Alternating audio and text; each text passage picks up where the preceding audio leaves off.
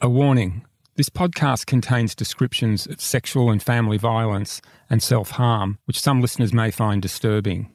You can contact Lifeline on 13 11 14 or the domestic violence hotline 1-800-RESPECT.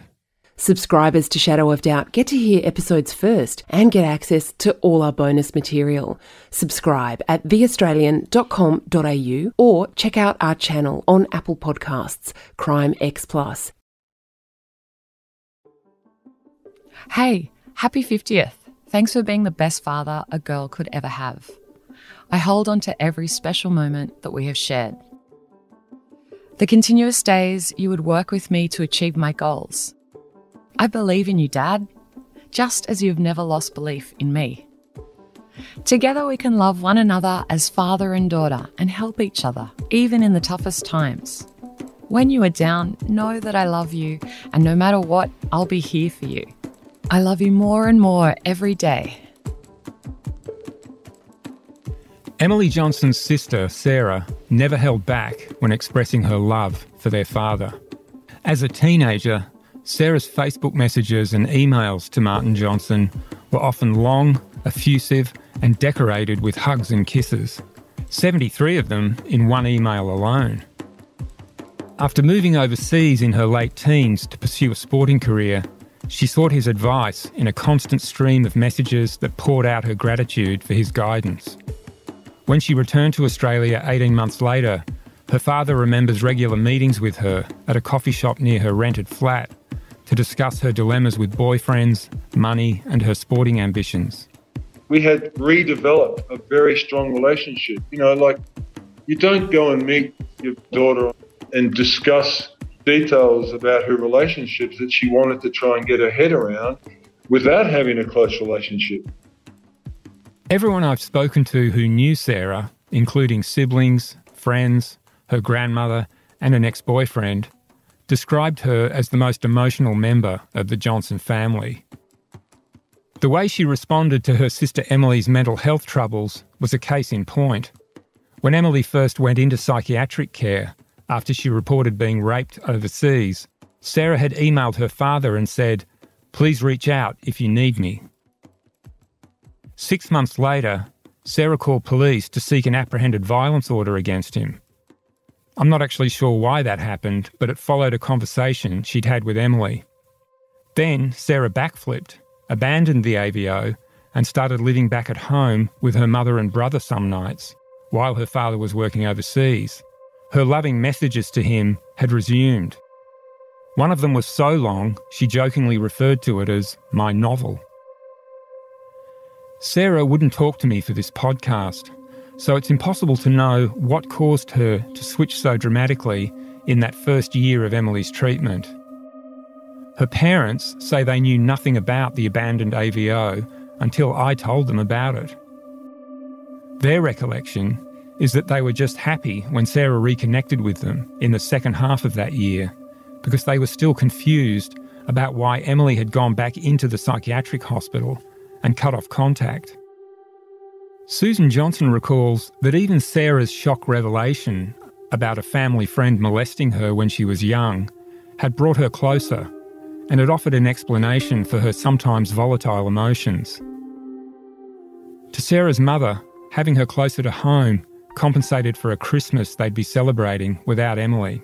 I really was there for her, and she was coming home. She even brought girlfriends home to say, Mum was my psychologist, She was coming home for Christmas, got all her presents, everything was there, and she was my lifeline at this point, But only 4 days before Christmas, and less than 2 weeks after Sarah had messaged her father saying she couldn't wait to see him, Susan Johnson found a letter in one of her clothes drawers. It was from Sarah, who said she was severing her ties with her parents and didn't want to be contacted. She said she was sick of the pressure of competing with her sisters, sick of the relentless demands of living up to the family name. The next time Susan Johnson would see her daughter was in the New South Wales District Court, when Sarah gave evidence against her parents. Once she dropped that letter off, it was like a switch. It was like, bang.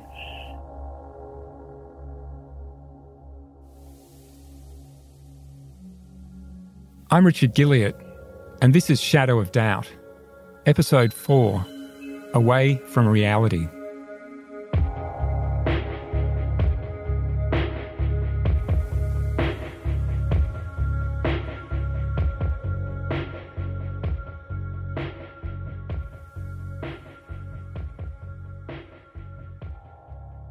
Just how abruptly Sarah Johnson rejected her parents was evident from a document I found among the many files from her parents' trial, which listed some of her text messages.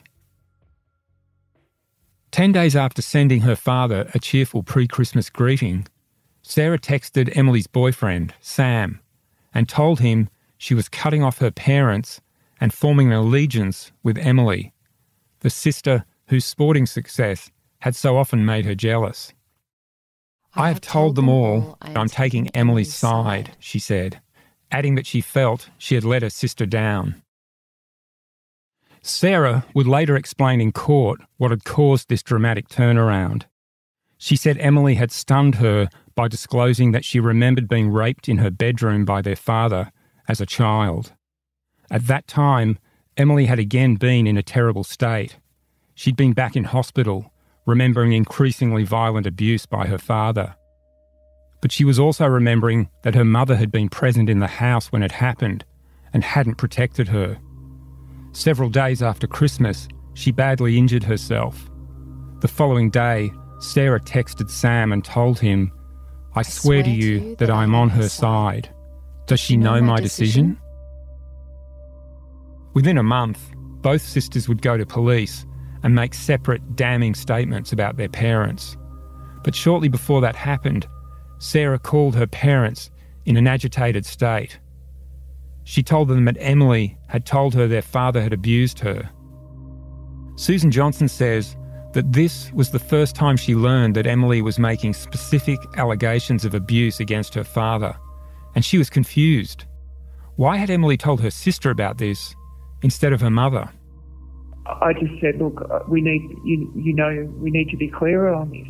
Did you get any other details? And she just kept sort of being very demanding. And she said, you need to leave the house now. You're in danger. I want you to leave your marriage.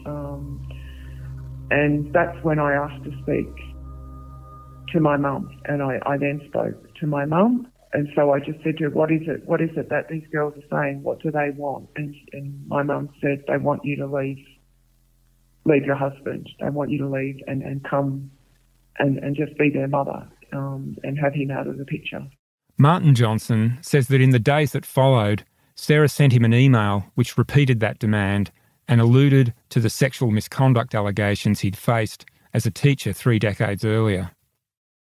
She was very insistent that I should leave her mother, basically.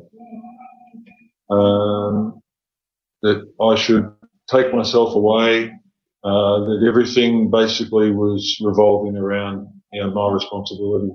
She referred to there have been others. That was the comment that she made in the email. There have been others. The following month, Sarah went to police and dictated her 14-page statement about her father. She accused him of brutal violence and molestation and described her mother as a highly sexualised drunk. She said her father had sexually assaulted her over several years when he performed sports massages in her early teens and caused her to experience what she now knew to be an orgasm.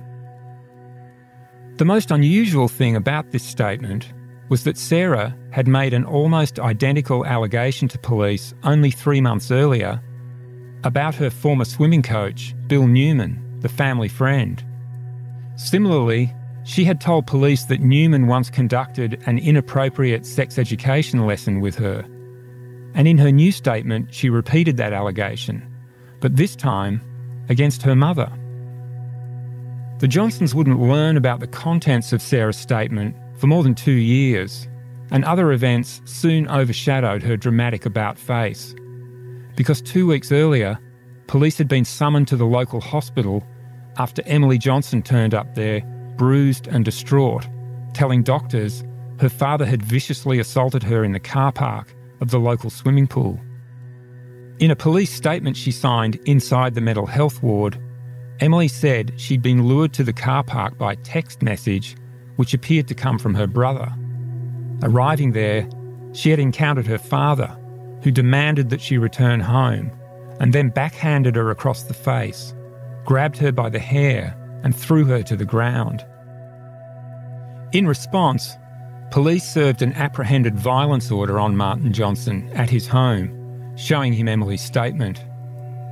He recalls telling them that he had email records proving he'd been at home on the morning in question. I must have appeared a bit, cynical, but I laughed it off. I said, "This is impossible." But I just said, "This is ridiculous. This is a circus." What police didn't tell the Johnsons is that Emily's allegations were far more serious. During her interview at the hospital, she'd gone on to say that her father forced her into the backseat of his car, whipped her back with a belt, tore off her shorts and underwear, and violently raped her. Breaking down in sobs, she'd told police her father had been raping her since she was 8 years old.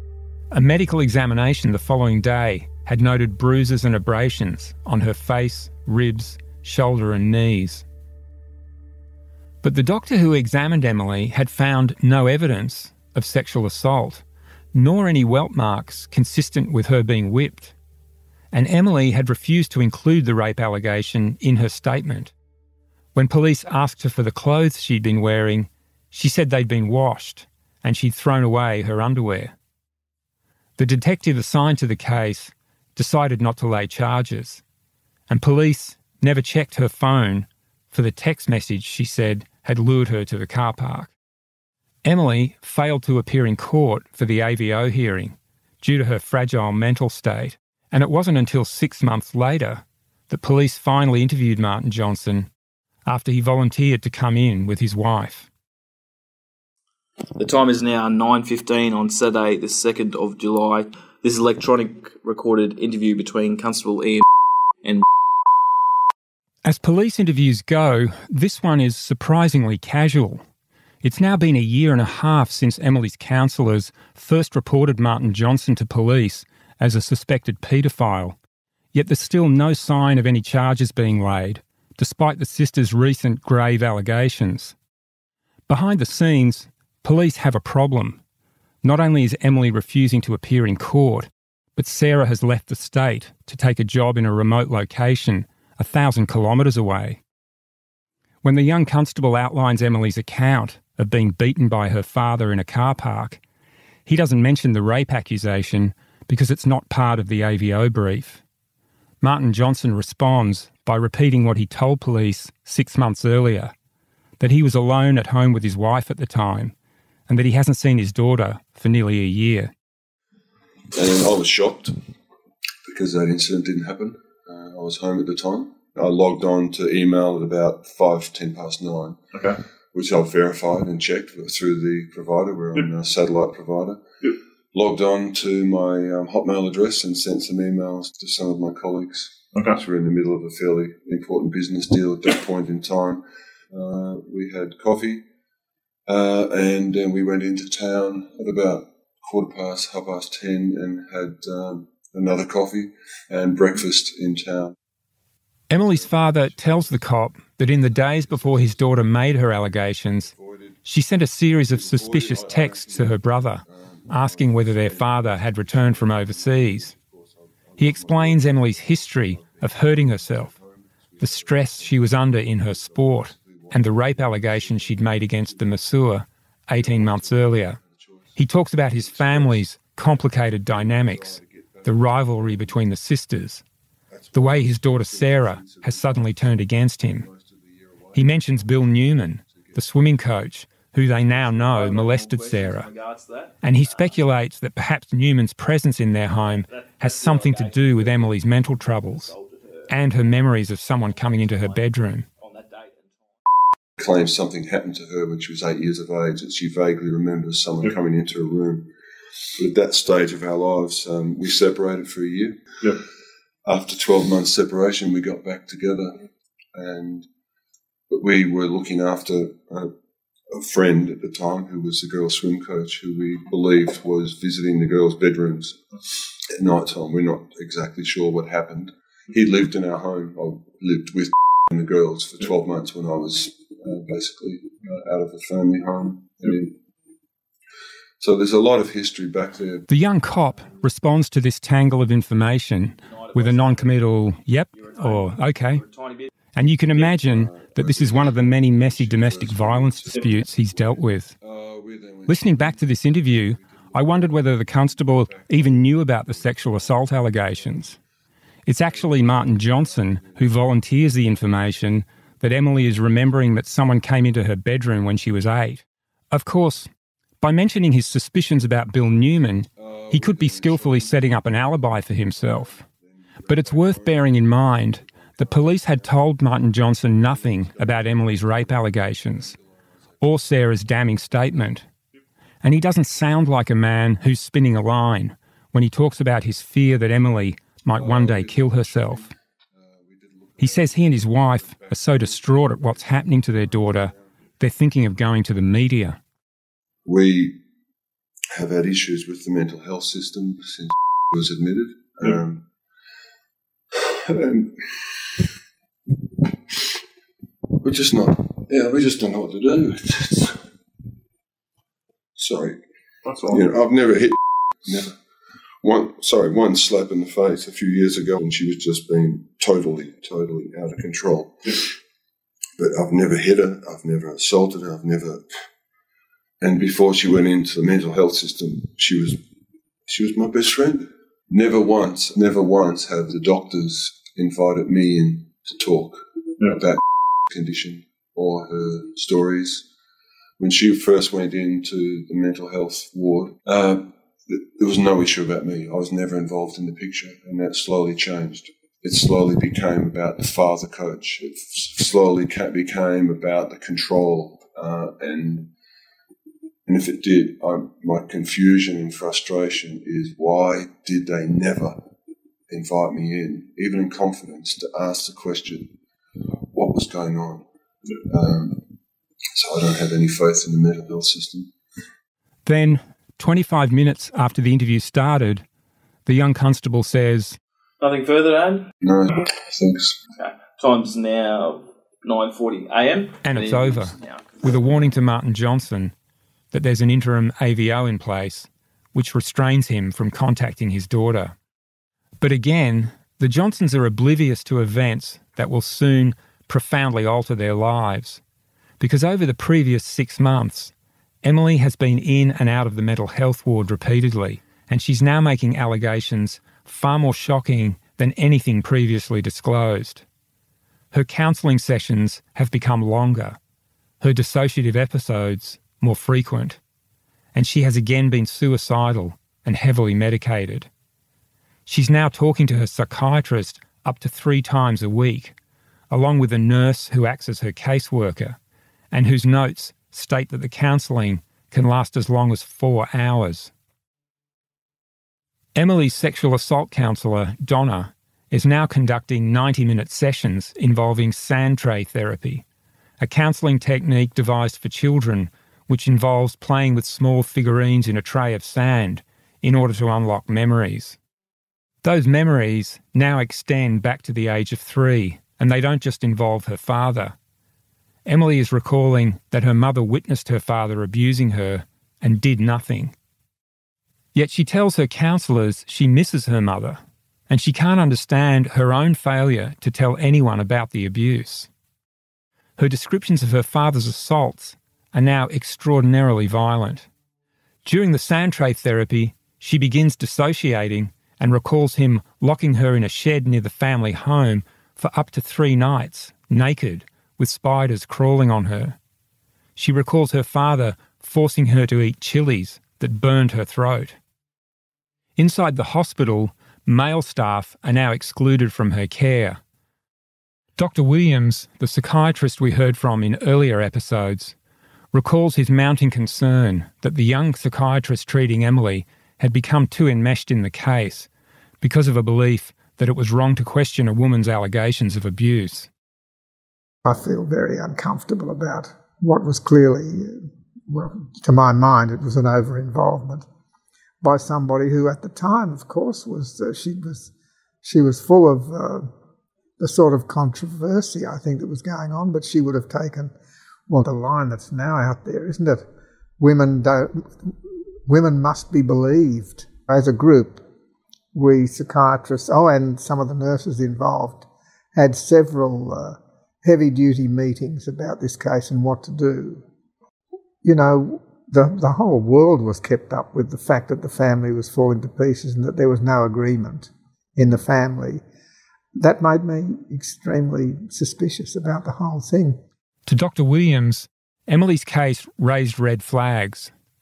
She remembered violence and abuse of the most extreme kind in her own home throughout her childhood, yet her mother and two of her siblings didn't support the allegations.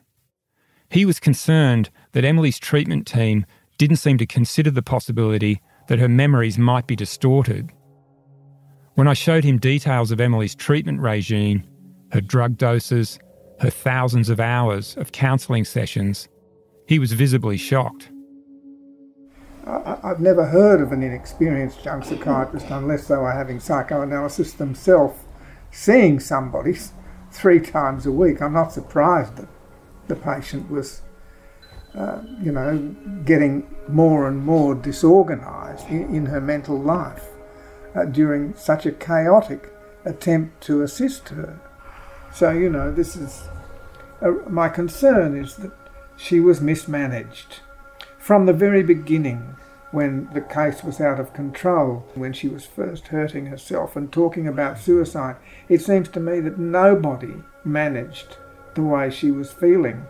Quite fairly adult sorts of feelings, wishing she were dead under the circumstances. And I think that the people who were caring for her were not able, completely incapable of providing the right sort of assistance and therapy.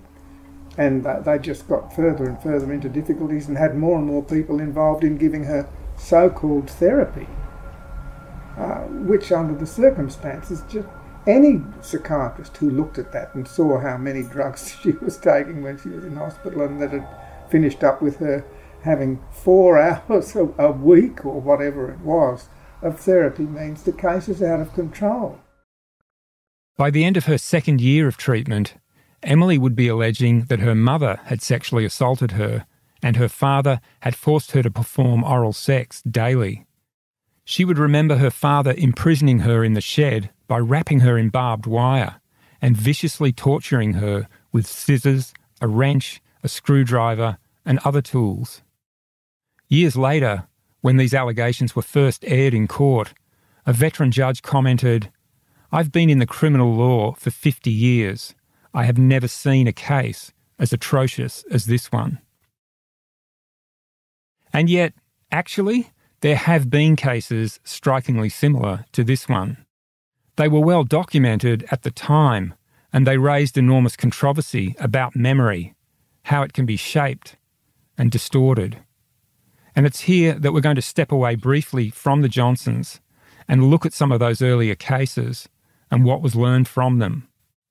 Here, for instance, is an excerpt from a 1995 interview on 60 Minutes with a West Australian woman whose father was put on trial for torturing and abusing her throughout her childhood.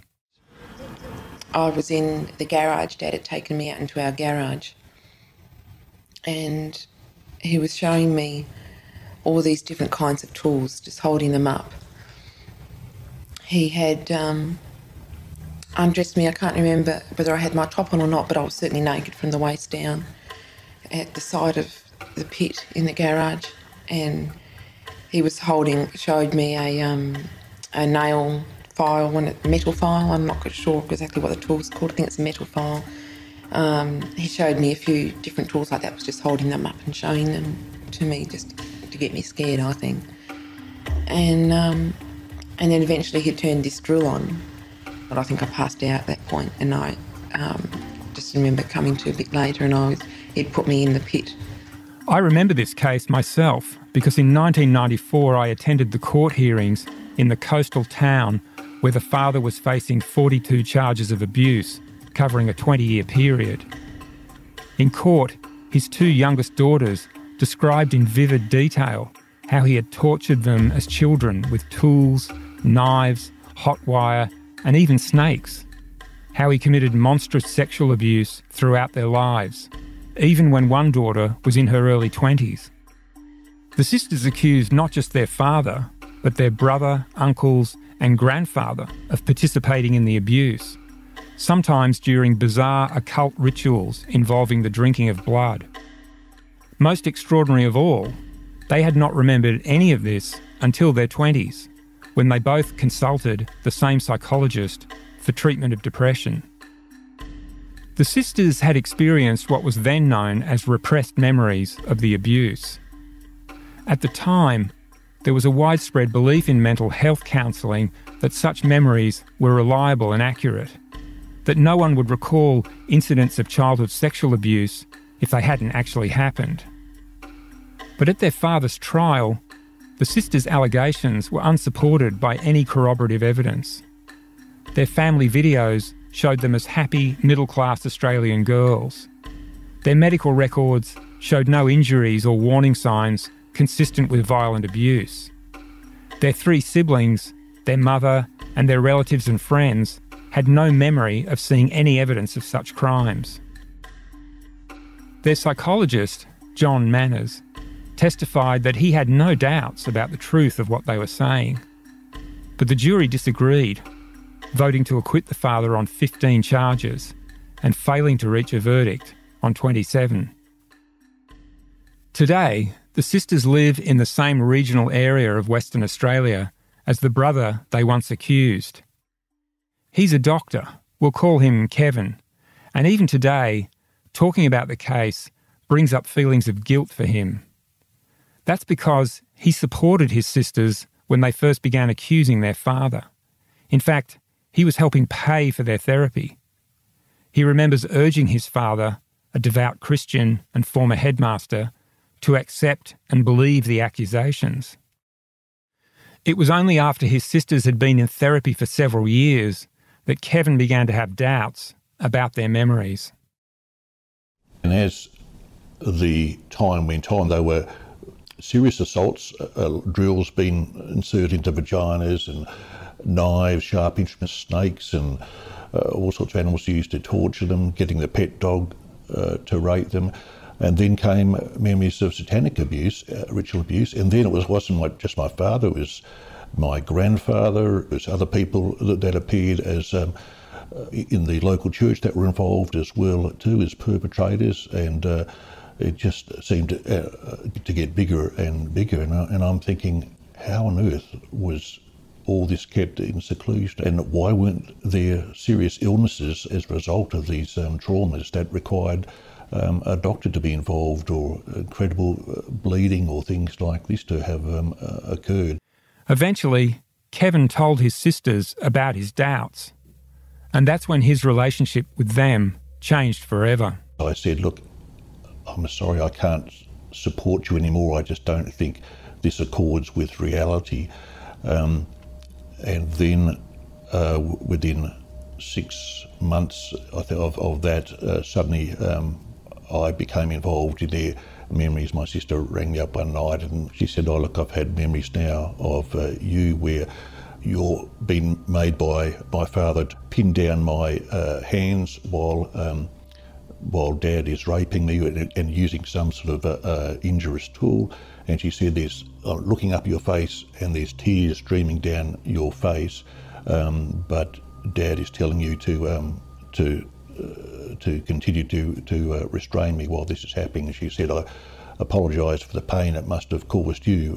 Now this memory has come, and there was no accord in me of anything like this happening, but what could I say? In the meantime, had a letter from their therapist saying that I wasn't allowed to have any contact with them unless I believed entirely what they were saying. Otherwise, I was harming their therapy.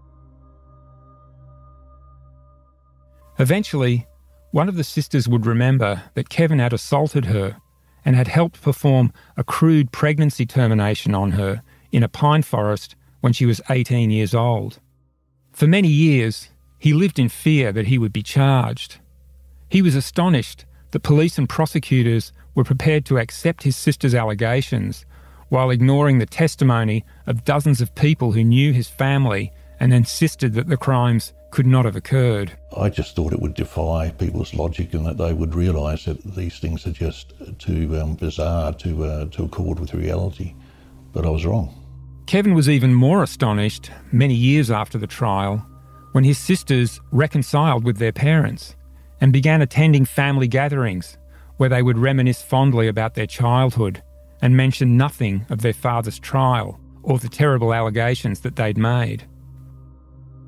By then, one of them was practicing as a psychotherapist, specialising in trauma and dissociation.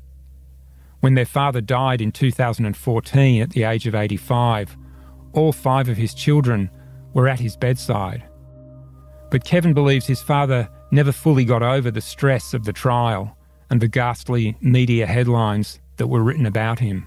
They had a good, quite a supportive community church down here, and they were very supportive of that community. But there were people in their long past that they've known for many years who had actually been involved with some of the counselling with my sisters. And yes, those people turned their back on mum and dad, and they found that, I know they found that difficult, and they were people that they grew up with and had been at each other's weddings and things like that. I know in the retirement village that they were in, my dad just felt very uneasy about walking outdoors before he became bedbound, and my mum would say that he would often be, a lot of nights he'd be crying out in his sleep and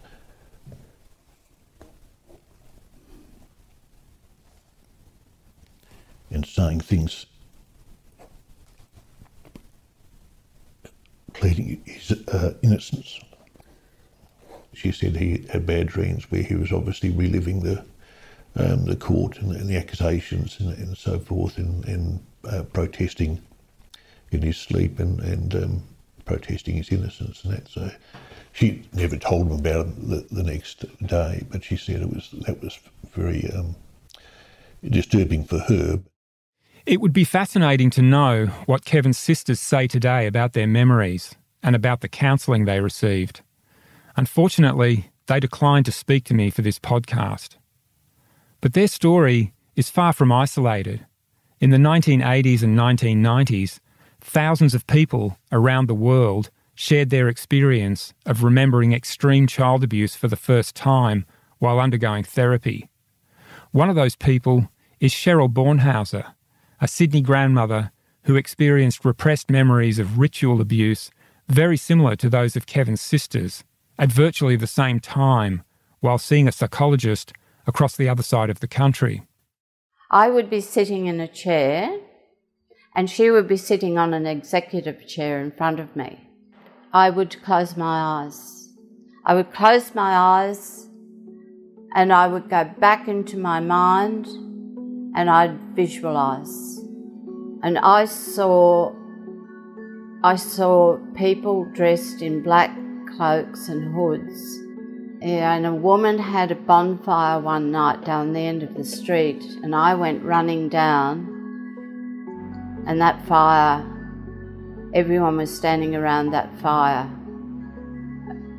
praying to Satan. And I was a little girl. They were all dressed in their black cloaks, praying to Satan. They had an animal they had slaughtered, and they bled that animal and poured the blood into cups, and we all had to drink the blood. So that was one memory. Cheryl was in her mid-40s when she began experiencing these memories, which were vivid and terrifying. Like Kevin's sisters, she had first consulted a therapist for postnatal depression in her 20s. And over the years, multiple counsellors had treated her for depression and bipolar disorder. But in 1993, she was referred to a new psychologist, and her treatment took a dramatic turn. At that time, so many therapy patients around the world were remembering ritual abuse that authorities believed a new and terrible form of organised paedophilia had been uncovered. Sensational media interviews had been aired with people who claimed to remember children being murdered in satanic rites. Police investigations had been launched in Europe, Australia and the United States, and childcare workers had been jailed after children testified that they had witnessed such abuse. In what may become one of the biggest child molesting cases ever on record, 7 nursery school teachers were arraigned today on more than 100 counts of child molestation. Which has shocked much of Southern California and caused a lot of parents to worry about the safety of their children. Preschoolers have been exploited. Could it be your child? The same year that Cheryl began seeing her new psychologist, the New South Wales state government issued a booklet urging counsellors to believe stories about ritual abuse if they heard them. Cheryl says it was her psychologist who first suggested that her family may have been a cult. In retrospect, she can see how that exerted a powerful influence. And she remembers slipping into dream states during therapy. She would regress into childlike behaviour, and her psychologist would sometimes cuddle her in her lap. I would go away from reality and I would just melt into what she wanted and what she suggested. And I'd come up with lots of images and narratives. And, you know, there'd always be a story. Cheryl soon began remembering scenes of occult rituals involving her parents and other family members. The memories were extremely traumatic. In one, she recalled being ordered to kill a young boy with a spade when she was 8 years old. She had read the book When Rabbit Howls by the American author Trudy Chase. Sometimes I want to say we instead of I. Who claimed to have developed multiple personalities because of childhood abuse. We seem to sort of stand back and let someone else take over. In time, Cheryl herself began developing multiple personalities, encouraged by her psychologist, who was treating a number of patients at the time for the same disorder. I mean, you know, you've got your psychology books there and they talk all about multiple personality disorder, and I thought, well, it's true. So I just believed it. And she said to me, tonight you will probably have groups of names coming out. So what happens that night? I'm lying in bed sleeping and I'm visualising and I see all of these names going down the page. And I had a feeling of power. I felt empowered. I thought, she told me this would happen and it's happening. And the next day I got a little exercise book and I wrote down all the names I came up with. And there were 90-something names. And I went off to see her for a session and I said, look, I've nearly got 100 names. I had to get as many names as that woman had who wrote When Rabbit Howls. Cheryl may have felt empowered, but her life was in chaos. As her therapy continued, her memories and her alter personalities multiplied until she remembered assaults by uncles, friends and police officers. She spent hours writing down her memories in the child voices of her various alter personalities and turned the nightmarish scenes in her head into paintings which she hung around her home. Her marriage broke down and her doctor threatened to have her sectioned in a mental health ward. For a while, she joined a Pentecostal church which fed her fears of Satanism. I first spoke to Cheryl during this period of her life when I was researching a book about satanic abuse. At that time, she was adamant the event she remembered had happened, and she said to me, "How could anyone make this stuff up?" Today, she's in her 70s and recognises that her memories were delusions caused by misguided therapy. The dawning of that realisation came after 17 months of treatment, when she began suffering visual hallucinations and realised she was experiencing psychosis. By then, Cheryl had started recovering memories of recent abuse by a neighbour which she knew must be false. She began to recognise that her satanic abuse memories were really distorted recollections from childhood. That hooded mob, which gathered around the bonfire, for instance, was a warped version of the neighbourhood Guy Fawkes night she'd attended as a small girl. She began to question her relationship with her psychologist, who appeared to be more excited with every new alter personality that she disclosed. I think I believed a lot of my false memories because I believed in the therapist so much. I felt she loved me because she commended me for getting through my life the way I did and for being able to talk about these memories. And she thought so highly of me that she wanted me to write a book, and she wanted to build a facility for women like this, and I'd be able to help her. And with my low self-esteem, and not knowing what I felt about myself, this defined me almost. And I would be on television and in the newspaper, and people would be talking about me. Really grandiose ideas. It took many years for Cheryl to restore her sanity and her relationships with her family. For a while, she planned to sue her therapist, but she had made some poor financial decisions during her delusional states, and she no longer had the resources. In the United States, however, a number of high-profile psychiatrists were sued for implanting false memories. Among them was Bennett Braun, founding chairman of the International Society for the Study of Multiple Personality Disorder. In 1999, the state of Illinois suspended Braun's licence for reckless conduct. Satanic abuse was ultimately debunked when multiple police investigations around the world failed to find any evidence of the organised networks that therapy patients and children had described.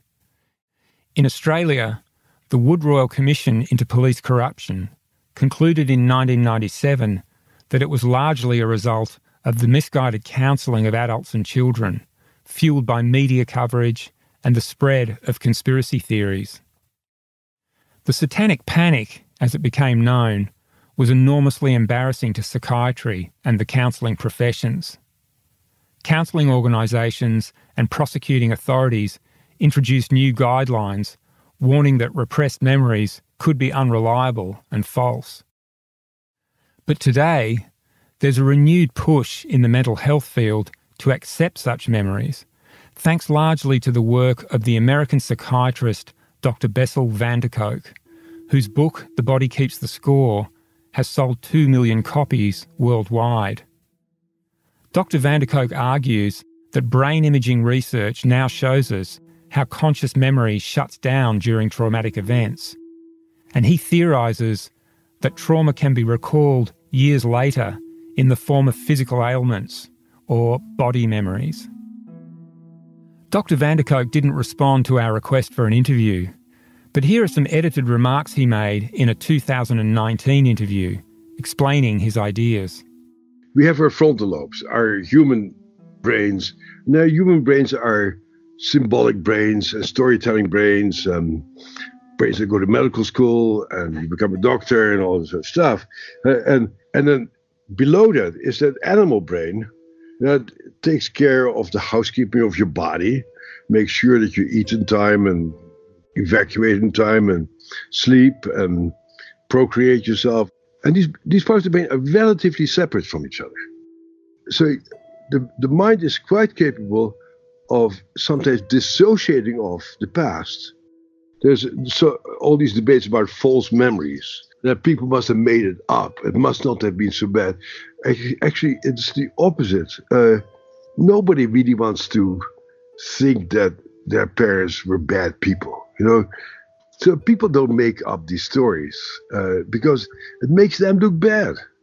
And we're supposed to love our parents. And so this notion that people make up these false memories, accusing wonderful parents about terrible things, I'm sure it happens, and we always stay skeptical, and some of the stories may not be true, but the overwhelming majorities of what people tell you is true, and maybe possibly a little bit worse than what they tell you. Dr. van der Kolk's book makes no mention of the satanic panic of the 1990s, and today many counsellors avoid the phrase repressed memory. Instead, they will describe dissociative flashbacks or traumatic amnesia. Multiple personality disorder, meanwhile, was renamed dissociative identity disorder. That's the diagnosis that Emily Johnson would eventually receive from her psychiatrist, although only after several years of treatment. At first, Emily was deemed to be suffering post-traumatic stress disorder and obsessive-compulsive disorder. But 18 months into her treatment, her dissociative episodes became so frequent that she received a new diagnosis, dissociative disorder not specified. Around that time, Emily's sexual assault counsellor, Donna, started using Mandela therapy, a form of art therapy that is also sometimes used to unlock memories. In Emily, it produced a terrifying recollection of her father dragging her to the creek and pushing her head underwater. Susan Johnson recalls hearing about her daughter's worsening condition and driving to the local police station in a desperate attempt to get help, accompanied by her daughter Rebecca. She says she was met by a young female officer who she implored to investigate her daughter's mental health treatment. She was a blonde lady, very young, and she didn't even take any notes. She didn't even bring us into an office. She just sort of said, "Oh yeah, I'm aware of it." She sort of was very condescending and laughed it off. And I was in tears. I was begging her to do something and stating the same thing. Something terrible's happening, and I don't know what it is, but you need to listen to me as her mother. And yeah, she just didn't take any notice. A month before Emily was due in court for the long-delayed AVO hearing against her father, she turned up at the college where she was studying, looking distraught. Her pupils were dilated, and she had red marks on her neck and wrists. She told the head teacher that she'd been sitting in her car in a petrol station when her parents pulled up beside her. She said her father beckoned her over, then violently grabbed her, tried to tie her hands behind her back, and shoved her into the back seat of the car. As they were about to drive off, she had escaped. Later that afternoon, Emily repeated that story to a female detective. Until now, police had been surprisingly low-key in responding to the allegations made against the Johnsons. No charges had been laid, despite two of the couple's daughters accusing their father of violence and childhood sexual assault. Nor had they laid any charges over Emily's original allegation that a masseur had raped her in a hotel room overseas. But the female detective assigned to her case, who we'll call Reese Thompson, would prove to be far more proactive. This latest assault that Emily described, if true, would be a breach of Martin Johnson's AVO, a serious offence. But when police called him, he was already back overseas working, so it was Susan Johnson who responded by returning once again to the local police station.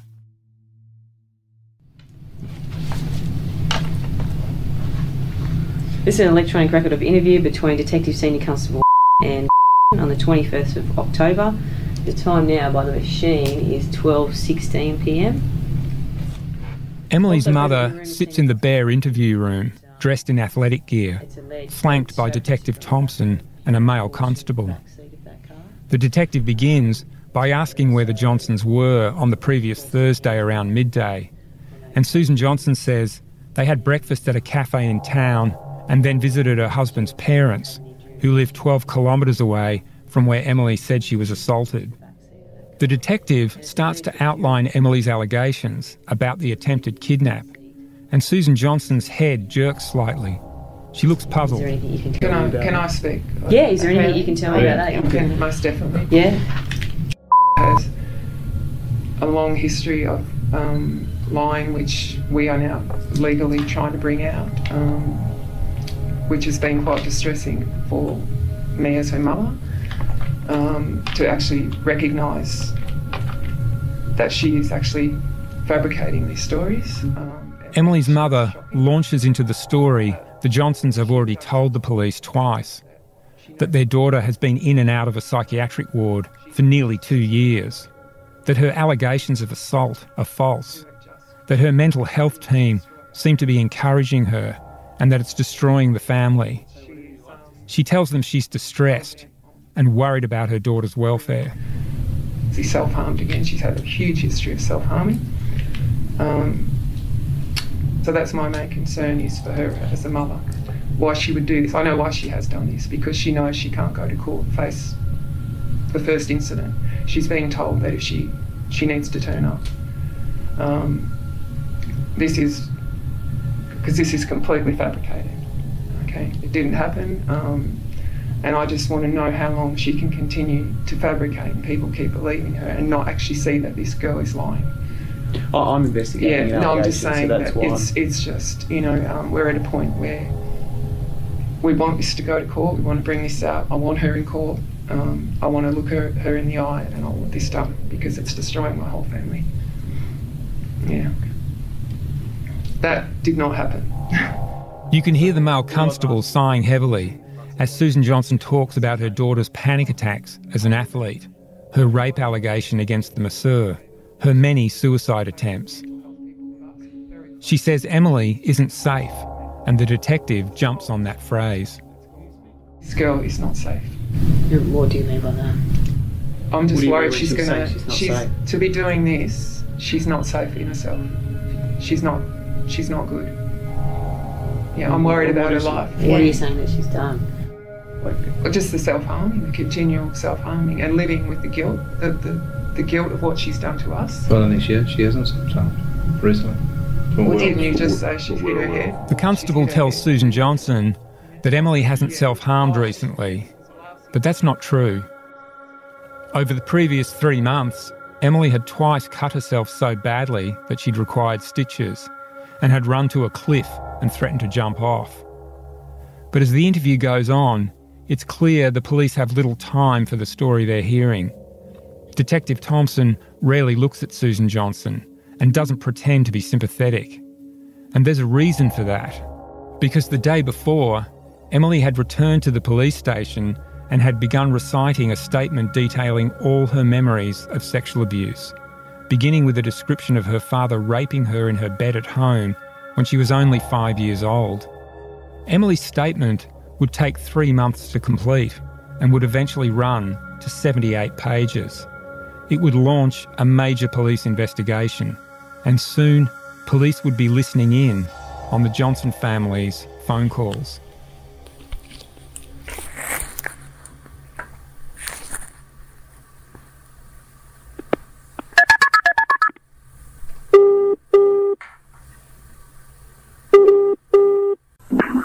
Hello?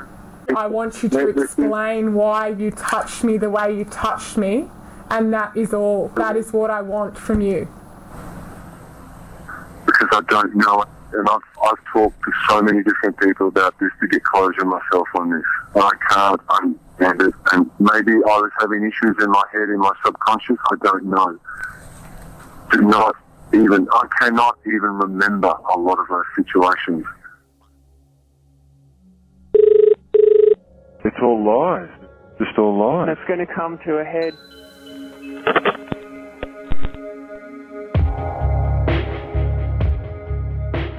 Shadow of Doubt is a podcast investigation from The Australian.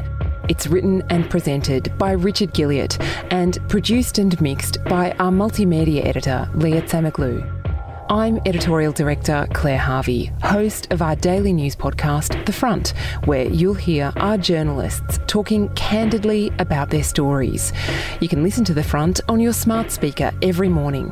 Just say, play the news from The Australian to hear the latest episode. Subscribe to our channel CrimeX Plus on Apple Podcasts or search The Australian wherever you get your podcasts.